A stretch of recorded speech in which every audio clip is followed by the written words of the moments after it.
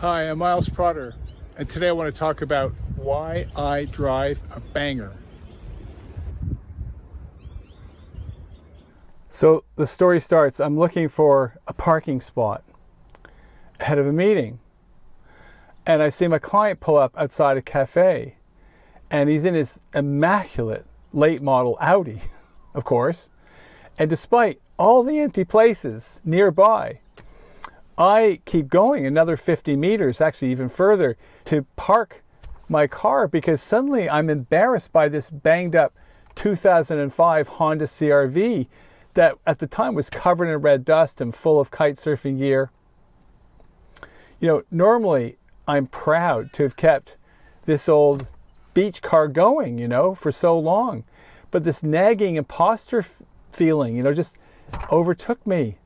Why should a guy as successful as that listen to a guy driving some old neglected vehicle that smells of sweat, with a key fob held together with duct tape? So self-conscious and embarrassed, I went into the cafe. And the thing is that there's an amazing coincidence was that my client wanted to talk about something very similar to what I was just going through. He feels this constant pull to be successful. But he has no definition of what success looks like. What is the end state he's going for? So he keeps expanding his business. He keeps going for more and more and more, consuming more stuff, taking on more debt. His wife is not aligned at all. So he wanted to use this opportunity to talk about, well, what is enough, right? How do I make good decisions? So what a gift of a conversation for both of us, really. So I said, look, let me tell you why I drive a banger. It's not an accident, and it's the result, actually, of many, many, many decisions over a long period of time. And I made these decisions together with my wife. 25 years ago, she asked me, what values are we living by? What is driving our decisions, the values of society or values that we've consciously chosen and have decided to live out intentionally, right? And so we started making decisions based on our values. And our first one was to invest a lot of money in this development NGO, which at the time was doing some amazing things. And we had to really radically change our spending. We made difficult decisions, but they built good habits. And then a few years later, I left a job in investment banking. I wanted to get into this game, this leadership development, and we started our own business.